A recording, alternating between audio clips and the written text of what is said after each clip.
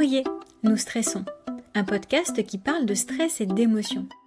Ces réactions-là dont nous aimerions bien souvent nous débarrasser, pouvoir contrôler, en tout cas ne plus subir et mieux maîtriser.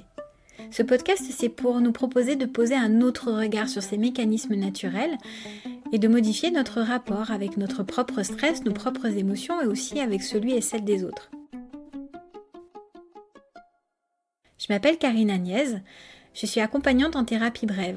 J'accompagne des femmes et des hommes dans leur changement et leur transition de vie. Ce sont souvent des moments, des situations, des périodes dans la vie où il est justement question d'émotions.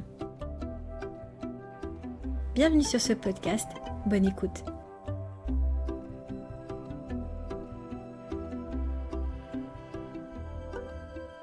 Face au stress et aux émotions, nous faisons toujours de notre mieux. Je ne sais pas si c'est pareil pour vous, mais il m'a fallu beaucoup de temps pour comprendre ce que signifiait réellement faire de mon mieux. Pendant longtemps, très longtemps, je pensais que faire de mon mieux, c'était faire le maximum. Pas mon maximum, mais le maximum. Est-ce que vous distinguez la différence ? Pour moi, ça n'a vraiment pas été évident pendant de très nombreuses années de la saisir, cette différence. En effet, je me suis souvent mal jugée de ne pas avoir fait le maximum, parce qu'il pouvait toujours y avoir mieux. Et ces jugements étaient surtout en termes de réaction émotionnelle, de stress, de réaction face à un événement ou à une personne. Combien de fois est-ce que vous vous auto-critiquez de la manière dont vous avez réagi ou au contraire pas réagi dans une situation ? Combien de fois vous vous dites que vous êtes trop sensible, que vous ne savez pas prendre de recul, qu'il faudrait lâcher prise, que vous stressez trop, que vous ne savez pas gérer vos émotions ? Combien de fois vous critiquez-vous ? Quand on se dit qu'on aurait pu faire plus, mieux, c'est souvent qu'on pense qu'on n'a pas fait le maximum, ce qui n'est pas son maximum. Et la nuance est importante. Quand on parle de faire le maximum, de quoi parle-t-on exactement ? Le maximum par rapport à quoi ? C'est quoi le critère pour pouvoir dire que c'est le max ? Elle est où la limite ? C'est comme courir un sprint sans savoir où est la ligne d'arrivée ou pire, de la voir reculer au fur et à mesure où on s'en approche. Ou de voir la montagne devenir de plus en plus haute au fur et à mesure où on la gravit. Voyez l'idée ? Lorsqu'on se donne ce genre d'injonction de faire le maximum, c'est la voie royale pour aller au bout de ses limites, de les dépasser même et d'aller à l'épuisement. Bienvenue dans ce nouvel épisode. Nous ne stressons pas toutes et tous pour les mêmes raisons, nous ne réagissons pas de la même manière face à une même situation. De la perception que nous avons d'une situation à la réaction que nous avons face à cette situation, il y a tout un tas de processus, de connexions qui se passent sans que l'on en ait conscience. Et heureusement que notre cerveau sait faire ça tout seul, parce que d'une part, on risquerait notre peau bien trop souvent si face à un danger, on devait analyser si c'est bien un danger réel ou non. Et d'autre part, on deviendrait complètement dingue si on devait consciemment choisir quelle information prendre en compte et analyser chacune d'elles à chaque instant. Et on n'aurait pas le temps ni l'énergie de faire autre chose. Alors heureusement, effectivement, que notre système apprend et fonctionne de manière automatique. Mais si c'est le même mode de fonctionnement humain pour tout le monde, pourquoi est-ce différent d'une personne à une autre ? Déjà, nous percevons notre environnement avec nos sens, et nous n'avons pas la même acuité visuelle ou auditive. Nous pouvons avoir un odorat plus ou moins développé, une sensibilité à la température différente, sans parler de la proprioception, qui est la perception consciente ou non de la position des différentes parties du corps, ou l'interoception, qui est la perception des sensations corporelles et de l'état interne du corps. Aussi, face à une même situation, chaque individu ne perçoit pas les mêmes informations. Ensuite, nous disposons de tout un tas de filtres, psychologiques et neurologiques, mais aussi des filtres culturels et sociétaux, des filtres personnels liés à nos expériences et à nos vécus. Ainsi, notre attention, même si elle est inconsciente, se porte sur des éléments différents et nos interprétations sont différentes aussi. Et c'est tout ce traitement automatique et inconscient qui donne lieu à nos réactions émotionnelles, cognitives et comportementales face aux situations, comme la réaction de stress, la peur, l'anxiété. Plus particulièrement, ça se passe au niveau du cerveau. Et plus particulièrement encore au niveau de l'amygdale. Elle est impliquée dans l'attribution d'une valeur positive ou négative à des événements vécus, de manière à pouvoir y répondre par une réaction émotionnelle et un comportement approprié. L'amygdale reçoit constamment des informations sensorielles et les évalue. Sa fonction essentielle est de décoder les stimuli qui pourraient être menaçants pour l'organisme. Elle fonctionne comme un système d'alarme, car lorsque ces informations sont analysées comme dangereuses pour l'organisme, il y a alors activation des voies qui génèrent des réponses du système endocrinien, du système nerveux autonome et des voies somatomotrices associées aux émotions pour nous faire réagir face au danger. Ce qui permet de réguler nos émotions, notamment cette réaction de peur, c'est aussi au niveau du cerveau que ça se passe, dans le cortex cérébral. Il va analyser également les informations et c'est lui qui va maintenir ou freiner l'action de l'amygdale sur les structures cérébrales qui sont responsables de l'expression physiologique de la peur et donc de la réaction de peur. Imaginez, vous vous promenez en forêt et voyez quelque chose au sol que vous prenez pour un serpent. Dans votre cerveau, la voix courte de l'amygdale active une réponse instantanée de sursaut et de recul de frayeur. Et il y a une voix un peu plus longue qui amène l'information au cortex. Et s'il s'agit bien d'un serpent, le cortex renforce l'action de l'amygdale et maintient les réponses corporelles, c'est-à-dire que vous allez vous barrer devant le serpent. En revanche, si il s'agit que d'un bout de bois, l'action de l'amygdale est freinée et les réponses corporelles s'estompent. Et vous êtes bien d'accord qu'il vaut mieux prendre un bout de bois pour un serpent et agir en conséquence, plutôt que de risquer de prendre un serpent pour un simple bout de bois. Et pourtant, il arrive que nous nous jugions d'avoir eu peur devant une branche morte. Pour que notre cerveau fonctionne de cette manière, il doit se développer. En tant qu'être humain, nous naissons avec un cerveau immature. Notre cerveau se développe en effet jusqu'à l'âge de 25 ans. Heureusement qu'on est en fait avec ce cerveau immature, parce qu'imaginez une gestation de 25 ans. Nous ne savons donc pas, à la naissance, réguler nos émotions. La régulation émotionnelle, ça s'apprend. Malheureusement, on n'a pas de cours d'émotion à l'école. Une notion importante à savoir en termes d'émotion, c'est que nous avons une fenêtre de tolérance. La fenêtre de tolérance, c'est un seuil haut et un seuil bas entre lesquels le cerveau est en mesure de réguler la variation d'intensité des émotions. Si l'intensité de l'émotion est trop importante, on sort de la fenêtre de tolérance et le cerveau ne peut plus traiter les informations, l'émotion, et si en plus ça dure trop longtemps, il y a ce qu'on appelle traumatisme. Et c'est un peu comme les seuils d'un détecteur. Quand l'intensité de l'émotion est trop importante, alors on sort de cette fenêtre, et soit on en sort par le haut, et alors on est totalement débordé par ces émotions, soit on sort par le bas, et dans ce cas, on se coupe de ces émotions et de ses ressentis.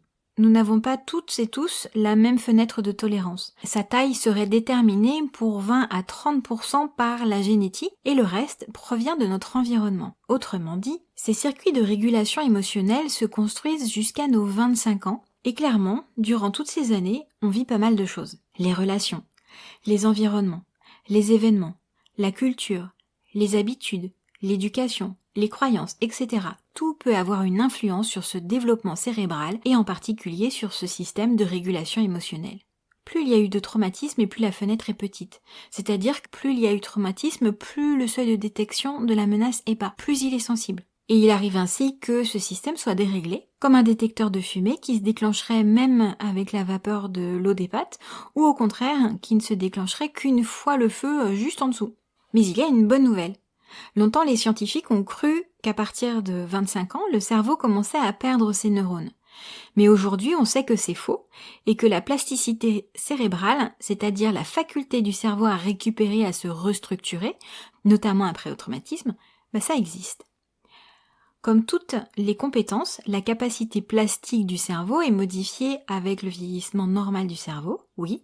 L'apprentissage peut être plus long et fatigant avec l'âge, mais la plasticité cérébrale est présente jusqu'à la fin de la vie. La régulation émotionnelle peut donc s'apprendre à tout âge.